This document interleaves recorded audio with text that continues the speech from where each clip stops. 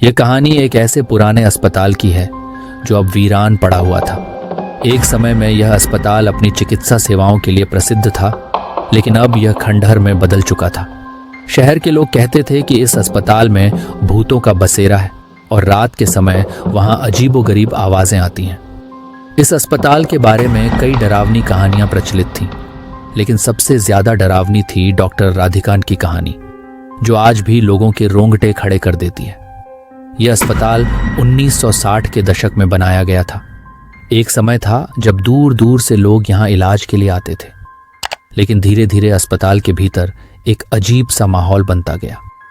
यहाँ के मरीज अक्सर कहते थे कि रात में उन्हें अजीब साए दिखाई देते हैं, छत पर किसी के कदमों की आहट सुनाई देती है। नर्सें और डॉक्टर इस बात को नकार देते, लेकिन अस्पताल में एक अजीब सी घुटन हर किसी को महसूस होती थी।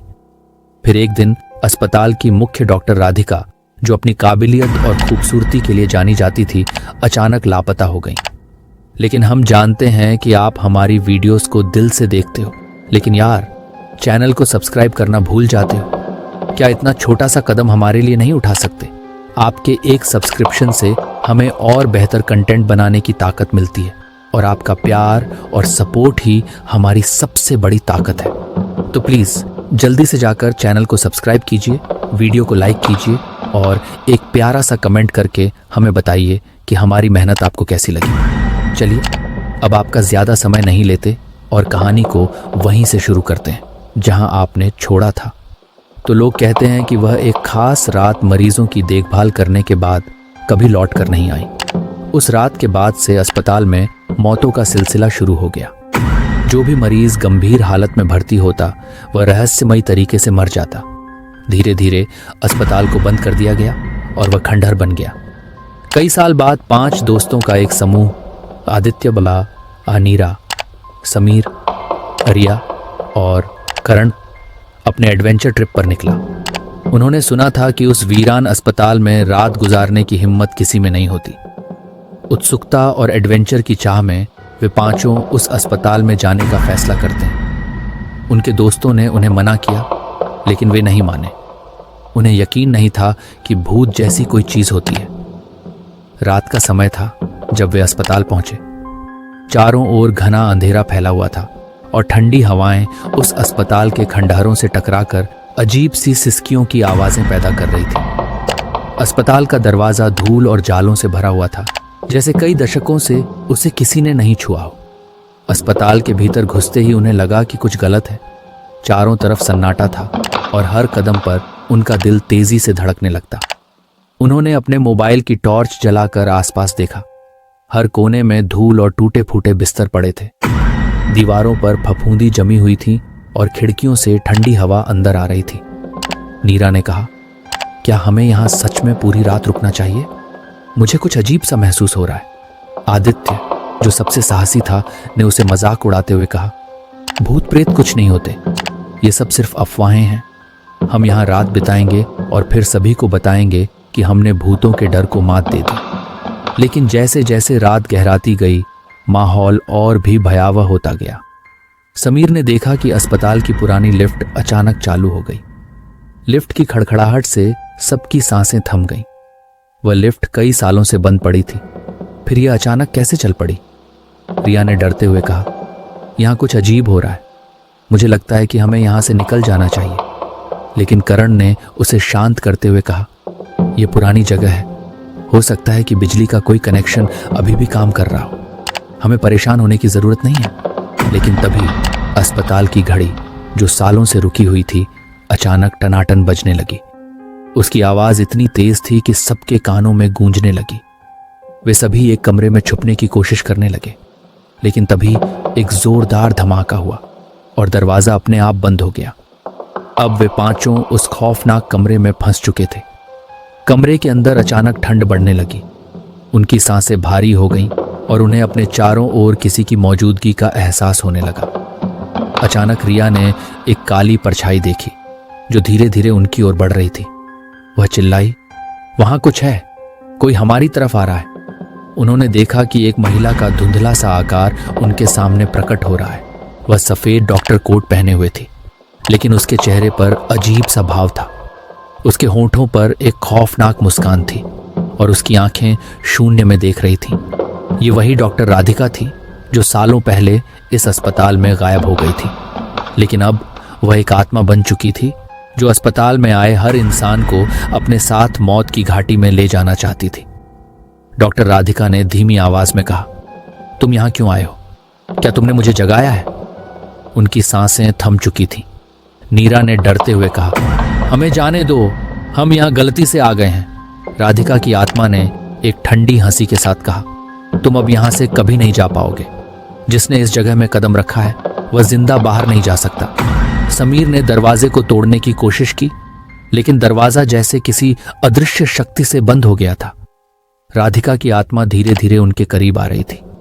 आदित्य ने हिम्मत जुटाकर राधिका से कहा, तुम हमसे क्या चाहती हो?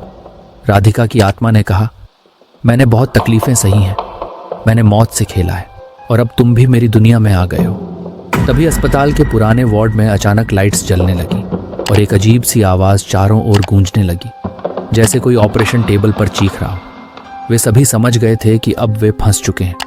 आदित्य ने अपने दोस्तों से कहा, हमें एक साथ भागने की कोशिश करनी होगी। हम जितना ज्यादा डरेंगे यह आत्मा उतनी ही मजबूत होती जाएगी। वे सभी एक साथ दरवाजे की ओर दौड़े, लेकिन तभी राधिका की आत्मा ने समीर को पकड़ लिया। समीर चीखने लगा, मुझे बचाओ, ये मुझे मार डालेगी। आदित्य और करण ने हिम्मत दिखाते हुए समीर को खींच लिया और सभी दौड़ते हुए उस कमरे से बाहर निकलने लगे। लेकिन अस्पताल के गलियारों में अब सब कुछ बदल चुका था। हर दीवार पर खून के धब्बे थे और हर कोने से राधिका की भयानक हंसी गूंज रही थी। आखिरकार किसी तरह वे मुख्य दरवाजे तक पहुंचने में कामयाब हुए। दरवाजा खड़खड़ाते हुए खुला और वे सभी बाहर निकल आए। जब वे बाहर आए तो देखा कि सूरज की पहली किरणें धरती पर पड़ चुकी थी। अस्पताल के खंडहर में अब भी वही सन्नाटा फैला हुआ था। राधिका की रहस्यमयी गुमशुदगी और मौत के पीछे छिपी कहानी जितनी दर्दनाक थी उतनी ही रहस्यमयी भी। कई लोग कहते थे कि उसकी मौत एक हादसा थी, तो कुछ का मानना था कि वह आत्महत्या थी, लेकिन असल में उसकी मौत के पीछे एक काला और खतरनाक सच छिपा था। राधिका ने अपनी सबसे करीबी दोस्त सुजाता की मौत के बाद खुद को पूरी तरह से खो दिया था। उसकी दोस्त की मौत ने उसे अंदर से तोड़ दिया था और वह अपने अपराध बोध में डूबती जा रही थी। दिन रात वह अपने काम में डूबकर उस दर्द से भागने की कोशिश करती, लेकिन सुजाता की मौत की यादें उसे चैन नहीं लेने देती थी। राधिका अक्सर अस्पताल के बंद और सुनसान कमरों में जाकर अकेली बैठा करती थी, जहां सुजाता की आखिरी सांसें चली थीं। उसे वहां सुकून मिलता था, लेकिन धीरे धीरे उसे वहां अजीब अजीब चीजें महसूस होने लगी। उसे सुजाता की परछाई दिखने लगी और कभी कभी उसकी आवाज सुनाई देने लगी जो उसे पुकार रही होती थी। राधिका को लगने लगा कि वह अब मानसिक रूप से ठीक नहीं है। वह अपनी भावनाओं को किसी से साझा नहीं कर पा रही थी और धीरे धीरे उसकी स्थिति और भी खराब होती गई। राधिका के जीवन में इस घटना के बाद से ही अजीब चीजें होने लगीं। अस्पताल में कई मरीजों की अचानक मौत हो रही थी और ये मौतें रहस्यमयी तरीके से हो रही थीं। कोई भी डॉक्टर या नर्स ये नहीं समझ पा रहा था कि आखिर ये मौतें क्यों हो रही हैं। लेकिन एक बात साफ थी कि जब भी किसी मरीज की मौत होती, राधिका उस वक्त अस्पताल में ही होती थी। धीरे धीरे लोगों ने राधिका पर शक करना शुरू कर दिया।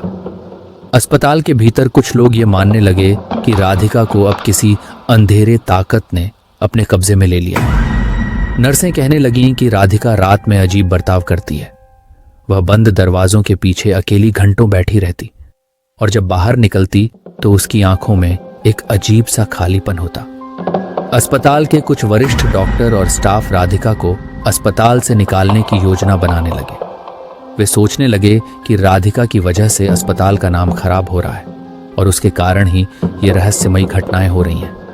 लेकिन उनकी असली चिंता यह थी कि अगर राधिका ने अपने टूटे मानसिक संतुलन के साथ किसी और मरीज की जान ले ली तो वे अपनी नौकरियों से हाथ धो बैठेंगे। इन सब के बीच राधिका की गहरी भावनात्मक स्थिति का फायदा उठाने वाला एक व्यक्ति था, मनोहर। डॉक्टर मनोहर राधिका के साथ उसी अस्पताल में काम करता था। वह एक महत्वाकांक्षी और चालाक डॉक्टर था जिसे राधिका की प्रसिद्धि और उसकी चिकित्सा कौशल से ईर्ष्या थी। उसने हमेशा राधिका को अस्पताल से बाहर करने की योजना बनाई थी, लेकिन अब उसे राधिका की मानसिक स्थिति का फायदा उठाने का सही मौका मिल गया था। डॉ मनोहर ने धीरे धीरे अस्पताल के अन्य कर्मचारियों को भी अपने साथ मिला लिया। वह राधिका के खिलाफ षड्यंत्र बुनने लगा। उसने नर्सों और स्टाफ को यह विश्वास दिला दिया कि राधिका एक मानसिक रोगी बन चुकी है और उसकी मौजूदगी अस्पताल के लिए खतरनाक है। उसने कहा, अगर उसे यहीं रहने दिया गया तो वह न केवल और मरीजों की जान लेगी बल्कि अस्पताल को भी बर्बाद कर देगी। राधिका उस समय अपने टूटे हुए मानसिक स्वास्थ्य से जूझ रही थी जब मनोहर ने अपनी अंतिम चाल चली। उस रात डॉ मनोहर और कुछ स्टाफ ने एक योजना बनाई। उन्होंने राधिका को अस्पताल के एक बंद और सुनसान हिस्से में बुलाया। ये वह हिस्सा था जहां अब कोई नहीं जाता था और जहां सुजाता की मौत हुई थी। डॉ मनोहर ने राधिका को बताया कि उसे एक खास मरीज को देखने के लिए बुलाया गया है। जब राधिका वहां पहुंची तो उसे वहां कोई मरीज नहीं मिला। उस सुनसान कमरे में सिर्फ डॉक्टर मनोहर और कुछ अन्य लोग थे जिनकी आंखों में एक खतरनाक चमक थी। राधिका को यह समझ में नहीं आ रहा था कि क्या हो रहा है। तभी डॉ मनोहर ने उसे घेर लिया और कहा, तुम्हारा समय खत्म हो गया है राधिका। तुम अब इस अस्पताल के लिए खतरा बन चुकी हो। तुम अपनी दोस्त की जान लेने वाली हत्यारी हो। तुम्हें अब यहां से हमेशा के लिए गायब होना पड़ेगा। राधिका ने घबराकर उनसे कहा, तुम ये क्या कह रहे हो? मैंने कभी किसी की जान नहीं ली। मैं अपनी दोस्त को बचाने की कोशिश कर रही थी। लेकिन डॉक्टर मनोहर ने उसकी एक नहीं सुनी। उसकी आंखों में राधिका के प्रति नफरत और ईर्ष्या चल रही थी। उन्होंने राधिका को बुरी तरह से पीटा और उसे बेहोश कर दिया। इसके बाद डॉ मनोहर और उसके साथी राधिका को अस्पताल के तहखाने में ले गए, जहां उन्होंने उसे जिंदा दफना दिया। राधिका की मौत को एक हादसे की तरह दिखाया गया। अस्पताल के स्टाफ और डॉ मनोहर ने सभी से कह दिया कि राधिका मानसिक रूप से बीमार हो गई थी और उसने आत्महत्या कर ली। किसी को भी राधिका का शव नहीं मिला क्योंकि वह तहखाने में दफनाई गई थी। लेकिन यह वही जगह थी जहां राधिका की आत्मा ने अपनी अंतिम सांस ली और एक खतरनाक आत्मा के रूप में जाग गई। उसकी आत्मा अब बदला लेने के लिए जागृत हो चुकी थी। वह न केवल उन लोगों से बदला लेना चाहती थी जिन्होंने उसकी जान ली, बल्कि वह उन सभी से नफरत करने लगी जो अस्पताल में कदम रखते थे। उसकी आत्मा को शांति तब तक नहीं मिल सकती थी जब तक कि उसका बदला पूरा नहीं हो जाता। डॉ मनोहर और उसके साथी धीरे धीरे रहस्यमयी परिस्थितियों में मारे गए। अस्पताल में जब भी कोई नया मरीज आता, उसे राधिका की आत्मा की मौजूदगी का एहसास होने लगता। राधिका की आत्मा अपने अतीत के घावों और दर्द के साथ उन लोगों को सजा देती जो उस अस्पताल में प्रवेश करते थे। आदित्य और उसके दोस्तों के आने के बाद राधिका की आत्मा को आखिरकार तब शांति मिली जब सुजाता के पति ने उसे माफ कर दिया। उसके बाद ही राधिका की आत्मा ने अपने गुनहगारों से बदला ले लिया और अपनी शांति पाली। राधिका की आत्मा अब उस अंधेरे अस्पताल के तहखाने में कैद नहीं रही, लेकिन उसकी दर्दनाक मौत और उसके पीछे की खौफनाक सच्चाई अब भी उस अस्पताल की दीवारों में गूंजती रहती है। तो दोस्तों, ये थी आज की खौफनाक और दिल को छू जाने वाली कहानी। अगर कहानी ने आपके दिल में एक हलचल पैदा की हो या आपको कहीं ना कहीं जोड़ पाई हो, तो हमें अपना प्यार दिखाना मत भूलिए। जल्दी से चैनल को सब्सक्राइब करिए, वीडियो को लाइक करिए और नीचे कमेंट में बताइए कि इस कहानी ने आपको कितना डराया या भावुक किया। आप सबके सपोर्ट से ही हम आगे बढ़ते हैं और ऐसी ही कहानियां लाते रहेंगे। तब तक सुरक्षित रहिए और अगली कहानी में फिर मिलते हैं। धन्यवाद।